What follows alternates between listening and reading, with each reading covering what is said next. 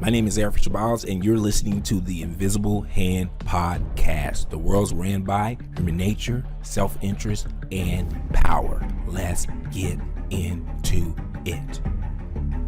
So our true negotiating power in America is not through the U.S. government.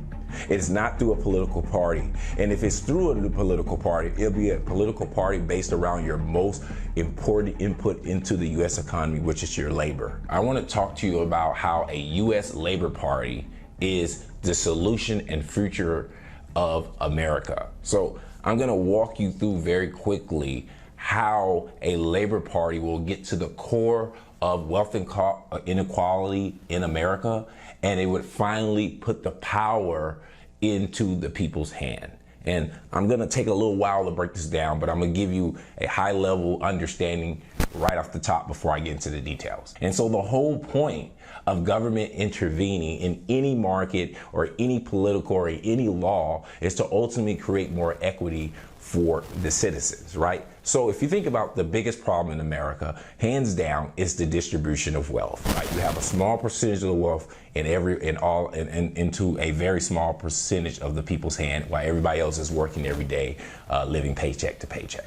So really in nature, the true power in a society, far as in the modern world, is having access to money or capital. Right? So those who have capital essentially build the businesses. They'll be able to basically fund politics, control the policy, control the laws, and essentially control the world. So the power that an individual has is not his ability to vote ultimately, even though that's important. Ultimately, a individual in the United States or even in the world when they live in the country in the modern day is, can he take care of himself? Does he have capital to do the things that will create prosperity in his life? So ultimately, whether you're a Democrat or you're a Republican, the goal of these two platforms is to bring the most prosperity to everyday people. Now, here's the problem and why a U.S. Labor Party, and what I would argue that the powers that be, corporations, rich people, the Democratic Party, and the Republican Party do not want. If you go back into American history, when the Industrial Revolution kicked off, the first thing you will start talking about when you really start talk about mass government intervention is union busting. Why? Because back during the Industrial Revolution, for the first time, we had a legitimate three-party system: Democrat, Republican, and then unions, or the Labor Party. And the reason that the government created minimum wage and the reason that union busting happened at such a high level, it was because the first time in American history where there was a true balance of power. Working class Americans basically had the power to tell the employers who they needed to grow their businesses that we demand X, Y, and Z if you want our labor. And that is still true today. It's a reason why the Democratic and the Republican Party, if you think about the main thing that they argue about to make you decide if you're Republican or Democrats, hey, do you believe in gay marriage? Do you believe in trans rights? Right? These are the things that they talk about, but these are not the things that affect most people's lives. If we had to look at all the issues on the Democratic or Republican side of the ticket that they put on television, that they argue about, that people tend to differentiate themselves between, it's never the core things that matter most, right? The Republican side that say, hey, you shouldn't tax the rich for we can give you more jobs, right? You have all these social policies that say, hey, we should have these economic policies, we should give people food stamps, we should give people stipends, right? All of this stuff that they're doing ultimately comes down to the distribution of wealth. Why is the everyday American to have no negotiating power when it comes to their employers? You know why? Because when the government start to bust up unions and basically set a federal minimum wage, that basically destroyed most workers organizing against their employers, saying, hey, without us, you don't have a business. For instance, in Silicon Valley, I use the prime example, every tech company in the world is competing for people who could do coding. Now, understand that there's only a small percentage of the population of the world with kids who are born, luckily, with the neuroplasticity to actually do math, science, engineering. Of course, you could learn to do it, but the kids who are going to be world class at it were probably born with certain brain structures that allow them to do it, right? So they're scarce in the world, and now Silicon Valley is competing for these people. Now, They go to these jobs, and basically what the U.S. government and the ethos of America says is, hey, we don't need a labor party. We don't need everyday Americans organizing, demanding stuff from their employers. Hey, you're making $100 billion a year. We think everybody at the job should make at least $30 an hour, which is only, let's say, 25% of the total earnings of the company. You have no way of demanding that from those companies because you have agreed to a holy alliance. And what that holy alliance is, you have agreed to this whole idea of capitalism and the free market. And so according to the free market, there's no reason for maybe 20,000 engineers to go to Microsoft and say, hey, look, without us, you don't have a company. And we demand this much money, we demand this type of work week, and we're gonna negotiate a deal that's within our favor and that is fair for you.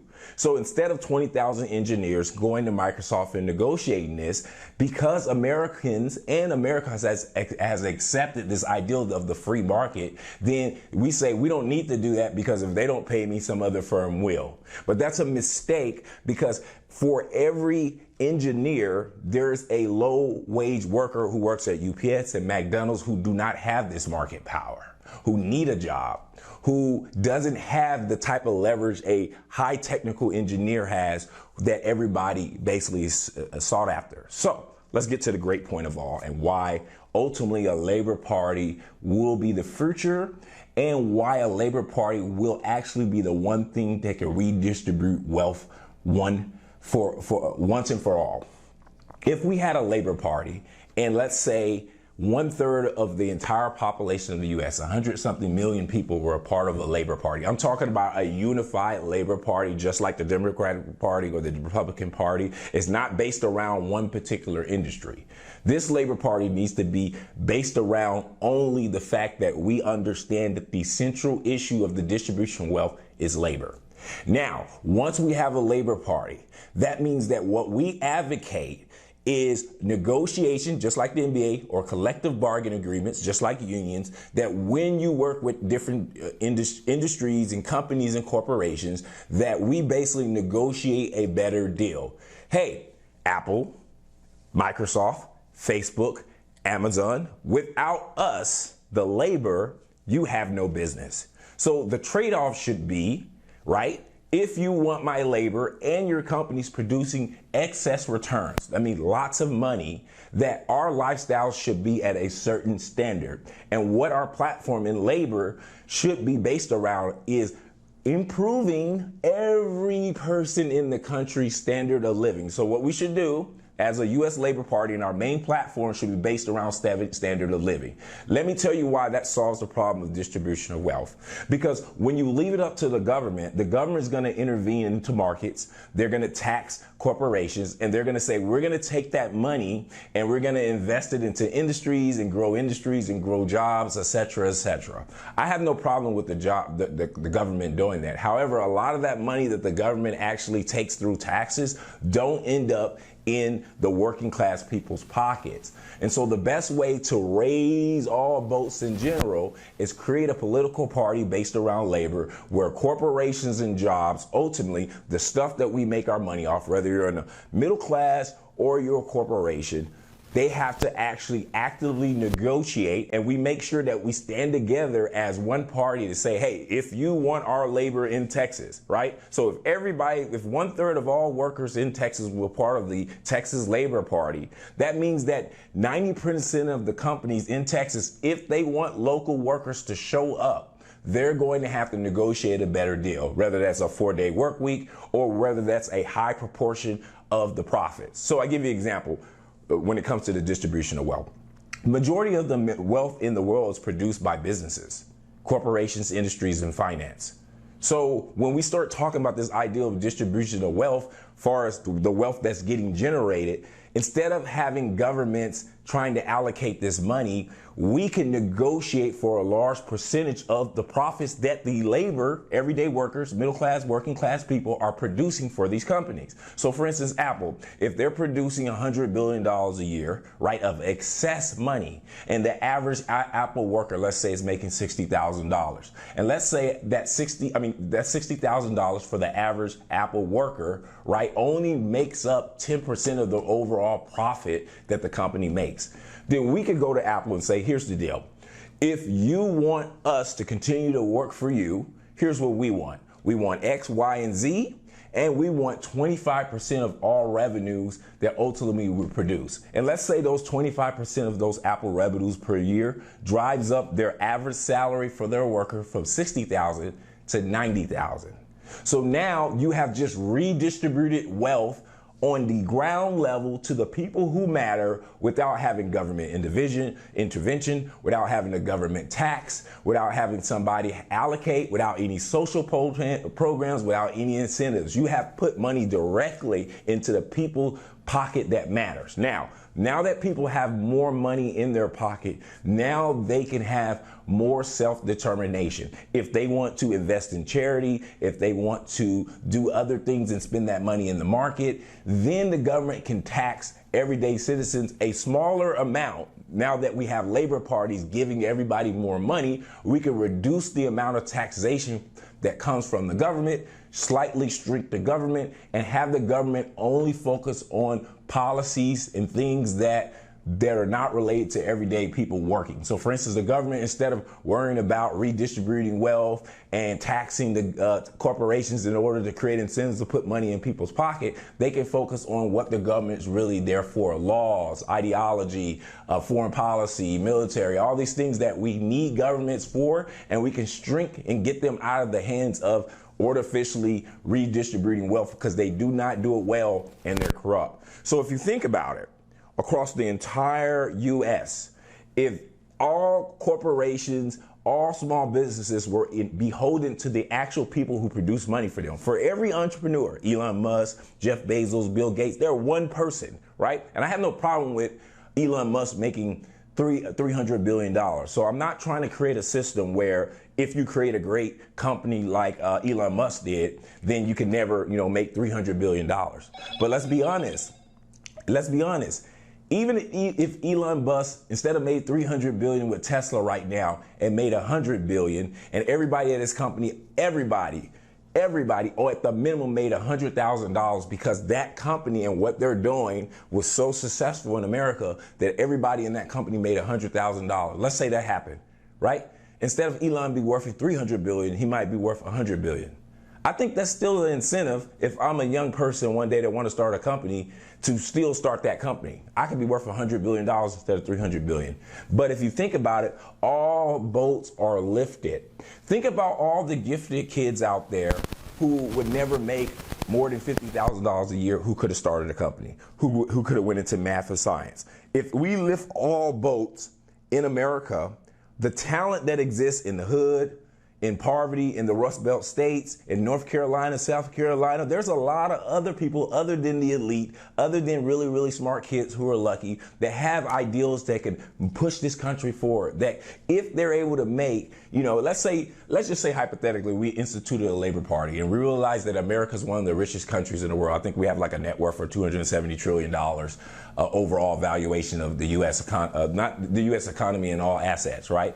Let's say we created our labor party throughout the entire United States. And for the most part, every major corporation that employs a significant amount of people, and every decent-sized small business that employs a significant amount of people, that produces excess profits, right? So I'm not saying that a company that doesn't produce a significant amount of excess profits should be negotiated out of business by overpaying their workers. I'm saying where those companies are producing significant excess profits, if they were beholden to their actual employees, if they knew I cannot get a significant amount of people to work for my company unless I get the best deal for them, then finally you'll have the majority of producers in the world beholden to the actual workers. Now, there's a fine line and balance that needs to happen with this, because obviously you don't want to create a system where you disincentivize people from starting companies and running businesses. But I do believe that there's many industries and businesses that are making so much excess return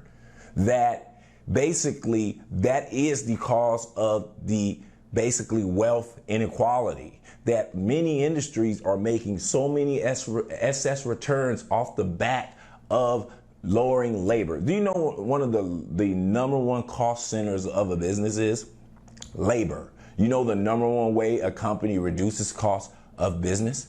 Labor. So most businesses, if they can get away with it, try to pay employees as little as possible for the most part. And then gradually the wages go up more and more. They need these people, or more scarce the skill that they need. But the reality is, the reason that they do this is because people start businesses because one man can make $100 million, $1 billion, $100 billion. And it's all based off a single principle, that because I started a company, I own it. The fact that a person could start a company and own it, right, and get equity in it and create a corporate structure that basically have its life of its own, has created a giant pyramid scheme. You know, there's a lot of people out there that say they don't like MLM marketing, multi-level marketing. It's basically the same concept, right? Because I started it, every other person that I bring in, everything that they do come back to me, and the majority of the money is allocated at the top, while systematically people at the bottom make less and less. Essentially, that's the corporate structure, and that is capitalism. And the reason that's a problem is because the whole purpose of having a government, the whole purpose of having economy, the whole purpose of creating technology is for everybody to have a good life. Now, if they restructured the company and say, hey, every year we grow revenue, employees are guaranteed raises.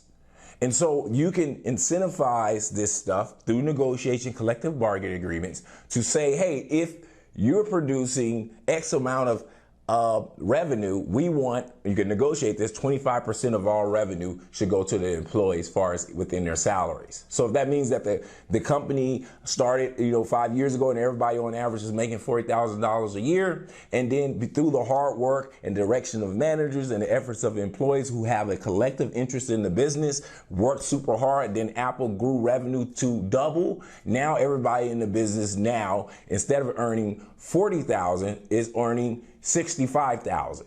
And let's say the business has a downturn, then that revenue share of proportion goes down. So next year they don't earn $65,000, they earn back their $40,000 with a cap at the $40,000 entry pay. So what you have created is a system that gives them a base amount of pay that's fair, and as the actual performance of the company grows over time, and as the employees stay with the company, if revenues grow, salary grows with it. And so these are the type of things that we can negotiate into the business, so we won't disincentivize businesses from operating in this model. So I do understand if a business is operating, for instance, right, and all the employers say, hey, we're not going to work for you no more unless you give us, a significant higher salary.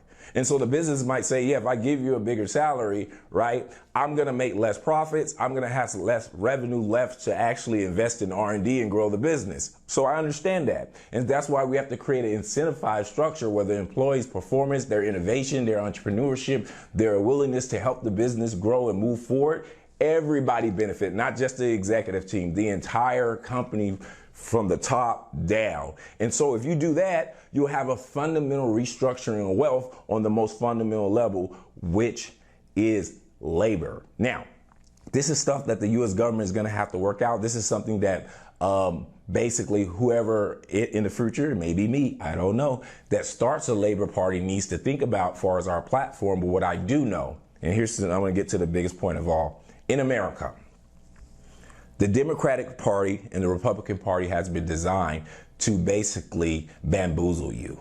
And what that means is the thing that affects your life most, like I said, is what you do every day to take care of yourself, how you produce money, to put food in your mouth, to keep the lights on, to keep the gas in the car. And ultimately, that is the most important issue in America, hands down. jobs. Now, there's other subsidiary issues that are important, like civil rights and laws and making sure people are getting treated fairly. But those are nowhere near as important than ultimately what you do every day. You spend 1/3 of your life working, 1/3 of your life you have free time, and 1/3 of your life sleeping. And so the U.S. government is not concerned with what you do in your free time, and the U.S. government is not concerned what you do in your 8 hours of sleep. And so if you think about it, out of what's most important in a human life, the U.S. government and what you do to work is the most important issue from a humanistic perspective from any human being on the planet. Jobs, how you work, how much money you earn, and your quality of living dictate the prosperity of America. And so ultimately, the biggest lie of all, I'm going to reiterate this one more time for you, is the reason we don't organize into labor parties and force organizations, whether they're small, mid-sized businesses or corporations, to adhere to our terms, because without us, without our labor, without our willingness to agree to work for you, none of the capitalists, none of the entrepreneurs, including Elon, have a company. For every Microsoft or Apple, there's 20, 30, 50,000 talented engineers who are there. And without them, they do not have a company. I don't care how brilliant Elon is. I don't care how brilliant Jeff Bezos is. Without these talented, everyday working Americans who have went to school and gained knowledge, they do not have a company. So our true negotiating power in America is not through the U.S. government. It's not through a political party. And if it's through a political party, it'll be a political party based around your most important input into the U.S. economy, which is your labor. And so if you understand how basically political parties are bamboozling you, if you think about it, the Democrats' main platform, if you watch a Democratic ad on television, it's not about labor. They say the word jobs, but they don't say the word labor. If you think about the Republican Party, the main issues that they talk about, if you see an advertisement, it's not about labor. They talk about taxes and not taxing the rich so they can create more jobs. But the problem is you're leaving it up to the government to create more jobs, right, through taxes. We don't want to do that. They distract you by saying, hey, if you're a liberal, you believe in trans rights, you believe in calling people them and they. These issues are minute issues in the world. Right? And I'm not saying that these people who have these issues are not important, but compared to labor, the stuff that decides how much money comes to every household every day, those issues are irrelevant. And then on the Republican side, they use arguments like conservatism and not believing in basically gay marriage, right? All of these issues for you to look at your fellow Democrat and your fellow Republican and say, oh, you believe in gay marriage? I disagree with you. I'm voting over here. And he over here, you believe that in trans rights and calling them and they, you're weird. I'm not going to vote for you. And this is a way to distract you from the actual issues that connect us all, whether you're Democrat or you're Republican. The most important thing in your life that allow you to turn the lights on every day and to feed your family and prosper is jobs and your ability to negotiate wages and control the future of your destiny. So if you think about it, if you wanted to get to the core of the American ethos, the thing that built the Industrial Revolution, the thing that basically spurred for the American dream, it has been ability of Americans to get to work. So why not make that issue the most important issue? And why not collectively negotiate, not only with corporations, not only with businesses, but with government? If you want our labor, no matter what industry it is, we're not going to just leave it up to the free market. We want direct negotiations on the terms in which we work, the conditions in which we work, and the amount of money we earn. That is the future of American politics. And if somebody don't do it, I'm going to be forced to do it. Alfred Shabazz, the Invisible Hand Podcast. I'm out. The future of legal betting is finally here. Place a bet using Bitcoin right over the phone. Unlike traditional gambling sites, every bet you make with us is guaranteed a 50% probability of winning. All of our bets are one-on-one against a real person and never the house. We offer some of the most unique bets in the industry. Bets like, will LeBron James win his 5th NBA title? Will Joe Biden be elected for a second term? Will Tesla be worth $1 trillion by the end of 2022? You can bet on if it'll rain tomorrow. You can literally bet on any future event. Text the phrase I bet to the number in the description and I'll reply back with all of our available bets. Again, text the phrase I bet to the number in the description and I'll reply back with all of our available bets today.